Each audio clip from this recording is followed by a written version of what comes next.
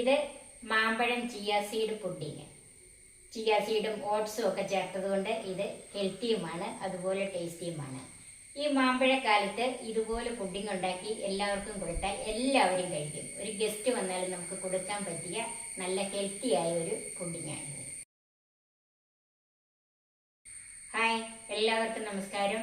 എല്ലാവരും എൻ്റെ ചാനലിലേക്ക് സ്വാഗതം ചെയ്യുന്നു. ഈ മാമ്പഴം ചിയ സീഡ് പുഡിങ് ഉണ്ടാക്കാൻ വളരെ എളുപ്പമാണ്. ഇതെങ്ങനെയാണ് ഉണ്ടാക്കുന്നതെന്ന് കാണാൻ നമുക്ക് നേരെ വീഡിയോയിലേക്ക് പോകാം. ഇത് 1 കപ്പ് മാങ്ങാപ്പഴം. ഇത് കിളിച്ചുണ്ട മാങ്ങാപ്പഴമാണ് എടുത്തിരിക്കുന്നത്. മധുരമുള്ള ഏത് മാങ്ങാപ്പഴം വേണേലും എടുക്കാം. ഇത് ചെറുതായിട്ട് അരിഞ്ഞ് വെച്ചിരിക്കുന്നത്. 2 കപ്പ് പാല്, 2 table spoon chia seed, 3 table spoon oats ഏത് വേണേലും എടുക്കാം. ഞാനിവിടെ സ്റ്റീൽ കട്ട് ഓട്സ് ആണ് എടുത്തിരിക്കുന്നത്. ഞാൻ മധുരത്തിന് തേനാണ് ചേർക്കുന്നത്. ഞാനിവിടെ 2 ടേബിൾ സ്പൂൺ ആണ് ചേർക്കുന്നത്. സാധാരണ ഓട്സ് ആണെങ്കിൽ നമുക്ക് ഇതിനെല്ലാം കൂടെ ഇട്ട് അരച്ചെടുക്കാം. ഇത് സ്റ്റീൽ കട്ട് ഓട്സ് ആയതുകൊണ്ട് അല്പം കട്ടിയാണ്. ഞാൻ ആദ്യമേ ഇതൊന്ന് പൊടിച്ചെടുക്കുവാണ്. അതിന് മിക്സിയുടെ ജാറിലേക്ക് മാറ്റാം.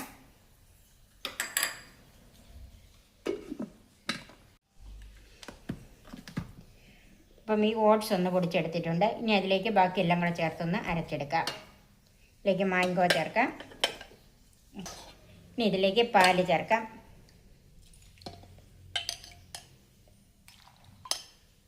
കുറച്ച് പാല് ചേർത്ത് നമുക്കൊന്ന് അരച്ചെടുക്കാം. ആദ്യമേ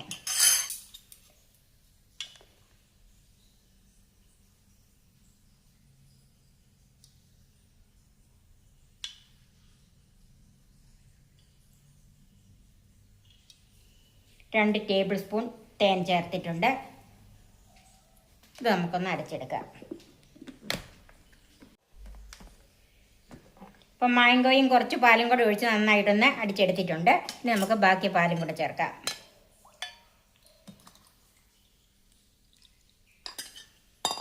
മുഴുവൻ പാലും കൂടെ ഒന്നിച്ച് ഒഴിക്കുമ്പോഴത്തേക്കും ചിലപ്പം അരയാൻ താമസം വരും.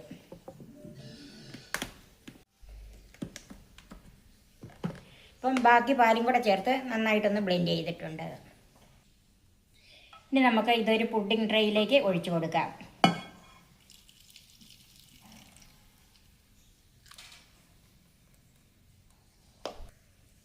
ഇനി അതിലേക്ക് ചിയ സീഡ് ചേർക്കാം.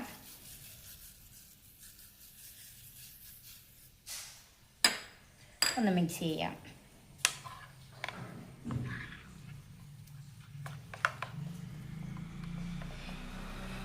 ചിയ സീഡ് കുതിർത്തിട്ടൊന്നുമില്ല, ഇതിൻ്റെ അകത്ത് കിടന്ന് കുതിർന്ന് വന്നോളും. ഇത് ഒരു 8 മണിക്കൂറെങ്കിലും ഫ്രിഡ്ജിൽ വെച്ച് തണുപ്പിക്കണം. ഫ്രീസറിലല്ല, താഴെ വെച്ചാൽ മതി. ഓവർനൈറ്റ് വെച്ചാലും കുഴപ്പമില്ല. ഇതൊന്ന് അടച്ചു വെക്കണം. ഞാനിപ്പം ഇതുകൊണ്ടാണ് കവർ ചെയ്യുന്നത്.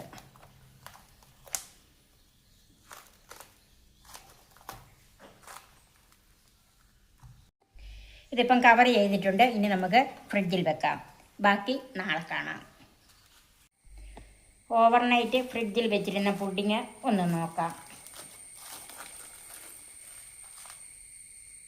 നമ്മുടെ ചിയ സീഡൊക്കെ നന്നായിട്ട് വീർത്ത് വന്നിട്ടുണ്ട്. നമുക്കിതൊന്ന് മിക്സ് ചെയ്ത് നോക്കാം.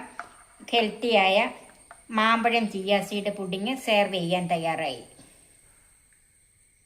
ഗ്ലാസ്സിലേക്ക് മാറ്റാം. ഇതിനകത്ത് അരിഞ്ഞു വെച്ചിരിക്കുന്ന മാമ്പഴം കൂടെ ചേർത്ത് സെർവ് ചെയ്യാം.